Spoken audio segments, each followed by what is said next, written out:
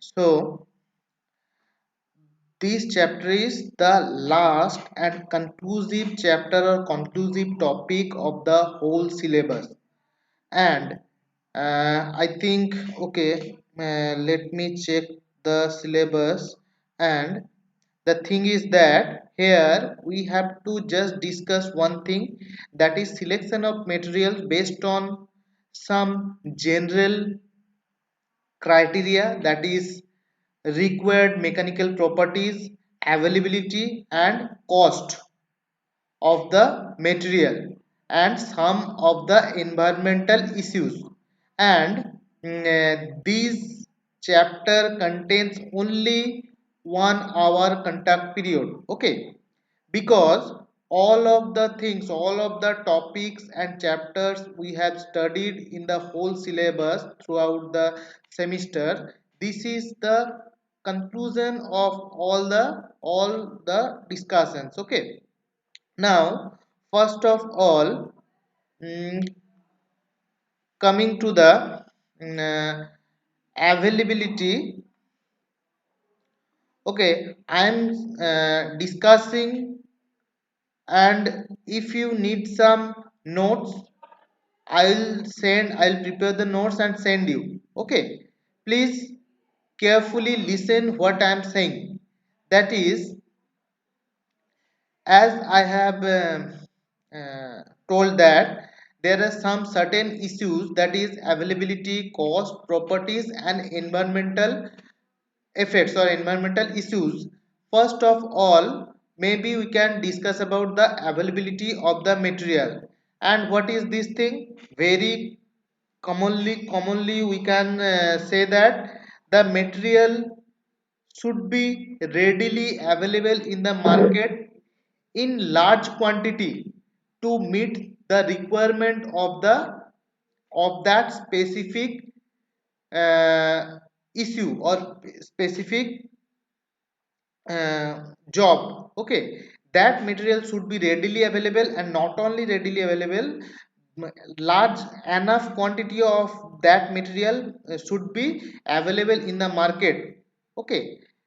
Because if the material is not readily available and not the amount which is required for that purpose is not available in the market, then obviously we cannot start our project, we cannot build our machineries and the parts with that material. So before going to select the material for any purpose, we have to think about which material is readily available. This is the first, this criteria should be first criteria.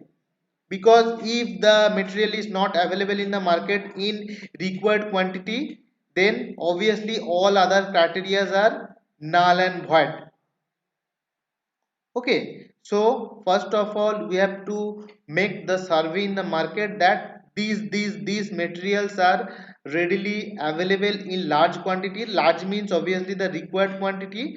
And after that we have to make the decision which material can be used on the basis of all those available materials, okay. So the properties, mechanical properties, that means toughness, strength, all those engineering characteristics will come after that.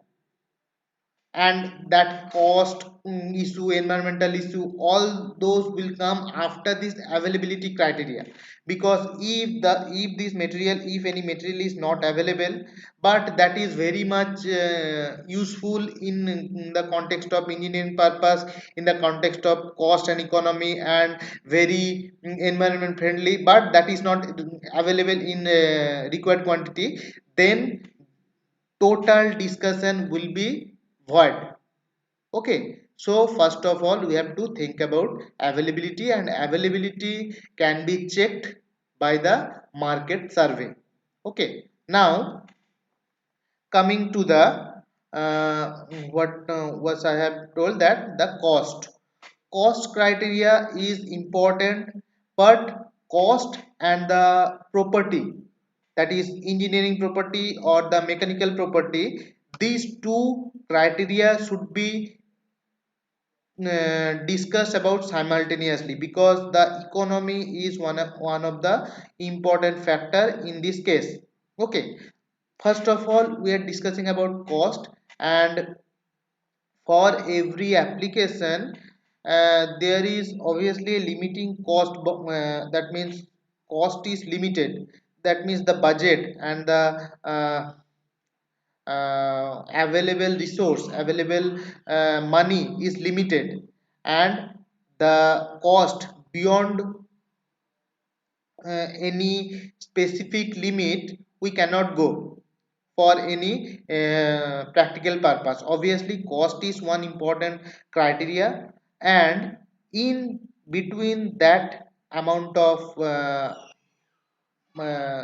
money, we have to complete the project, we have to complete the job.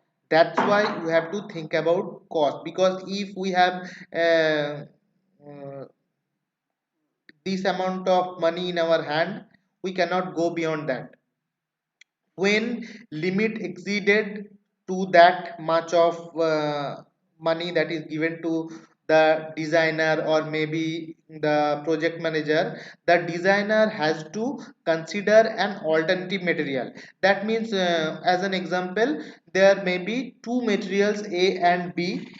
Material A is very much useful in the context of mechanical characteristics and that environment friendly material, all the properties are good, but the cost of that material is maybe that 1 lakhs per kg or maybe like that.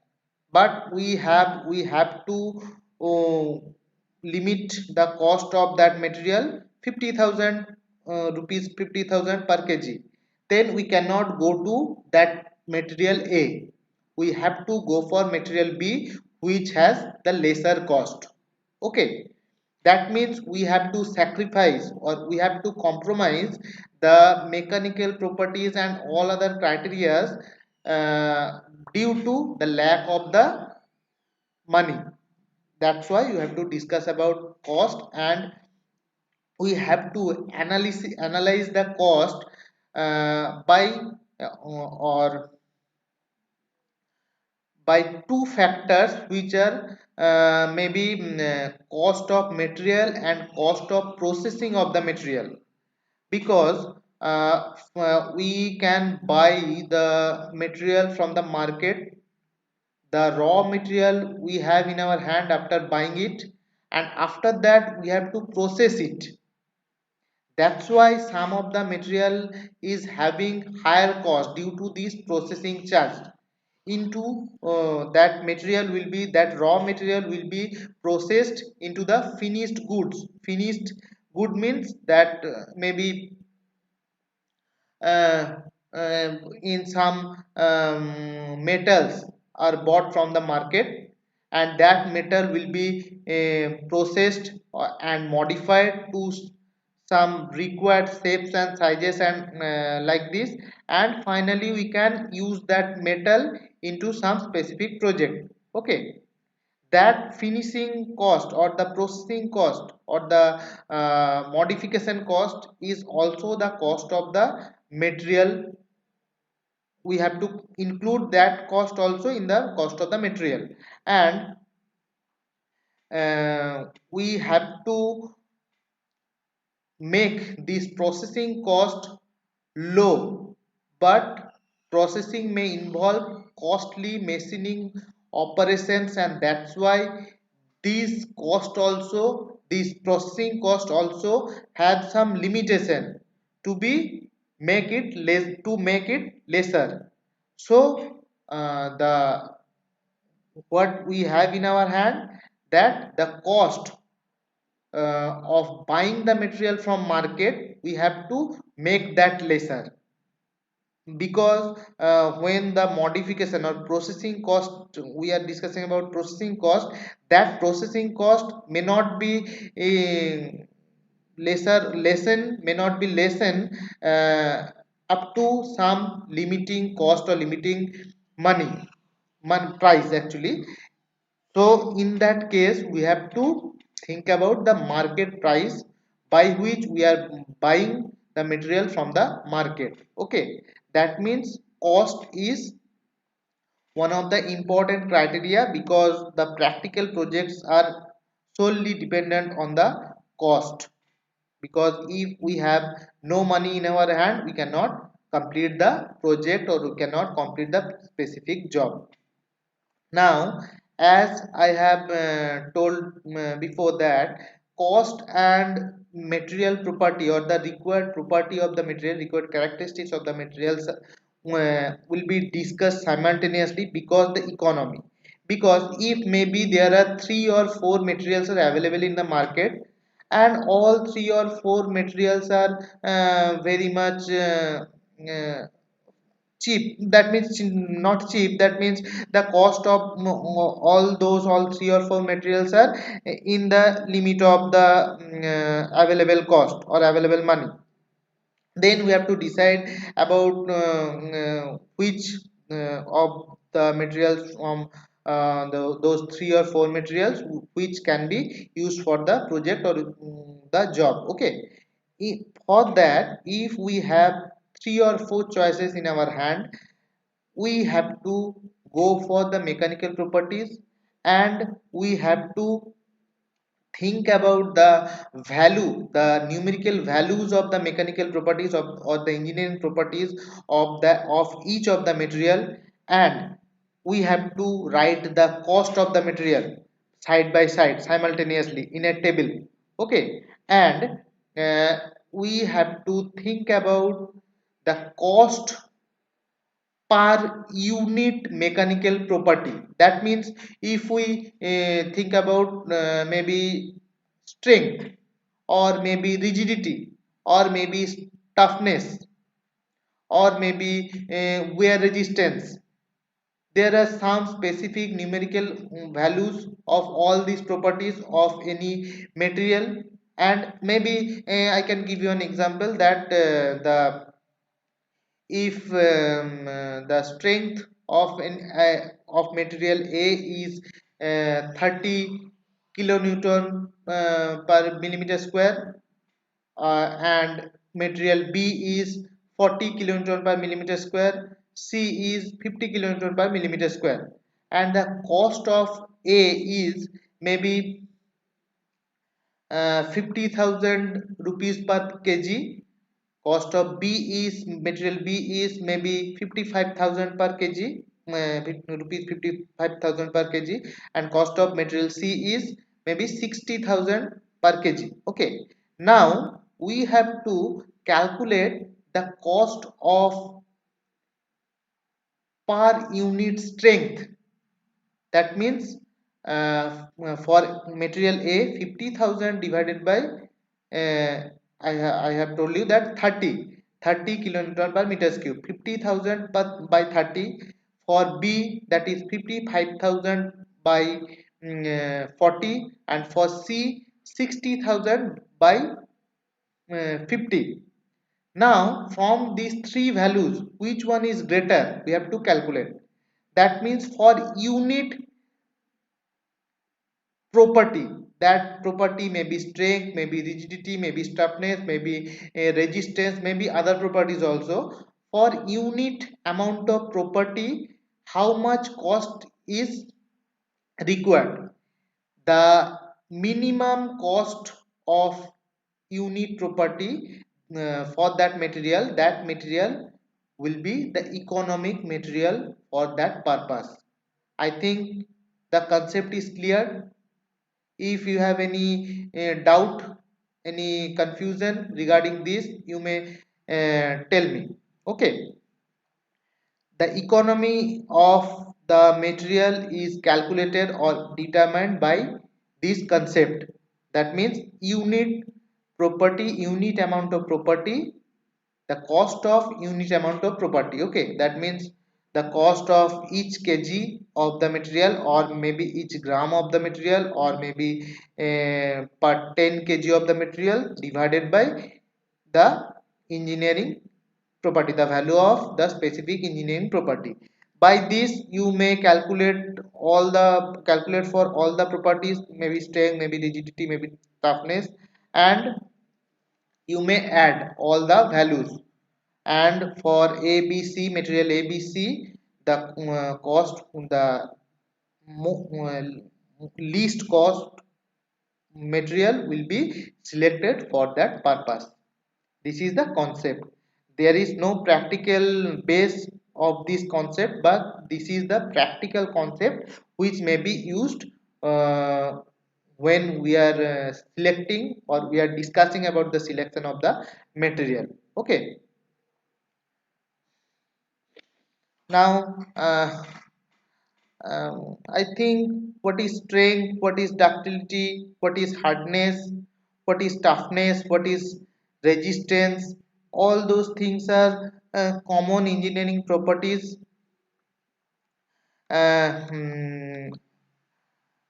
Should I explain all the properties, or I can assume that you know all these terms?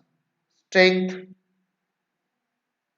means, obviously strength means the ability of the material to withstand the stress.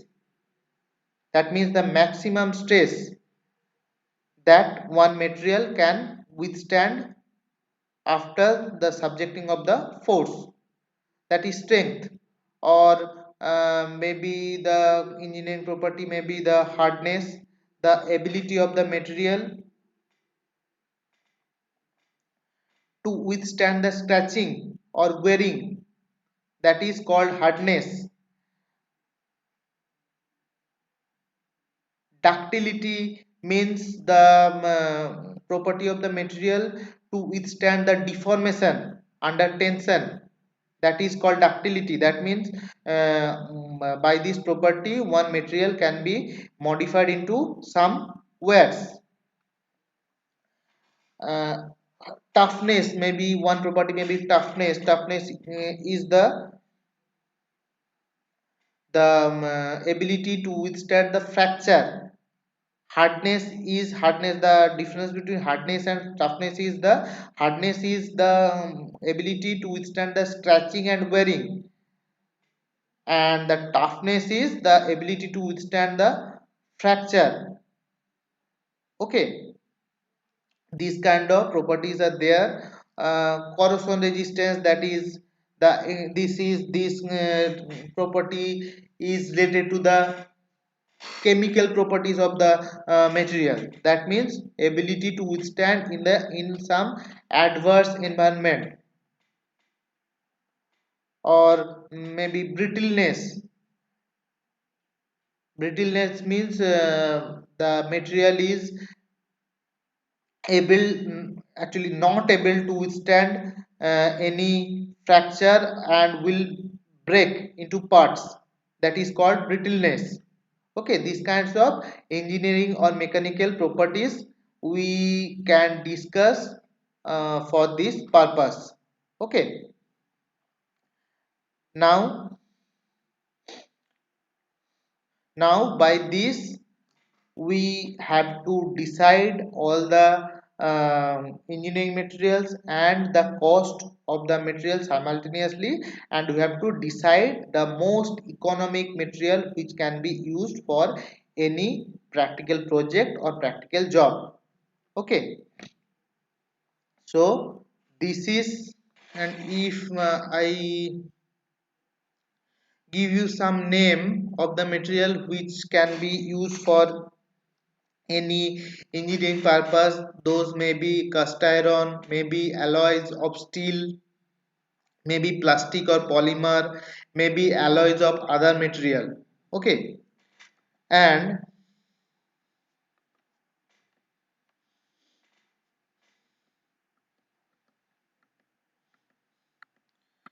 as an example, I can give you one example. Like, if you are told to select a material for a maybe uh,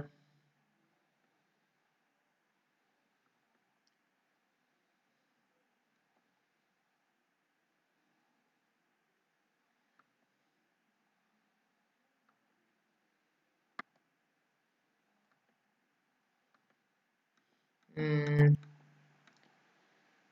you can take one example as for hydraulic structures or hydraulic systems. For some turbine blade, maybe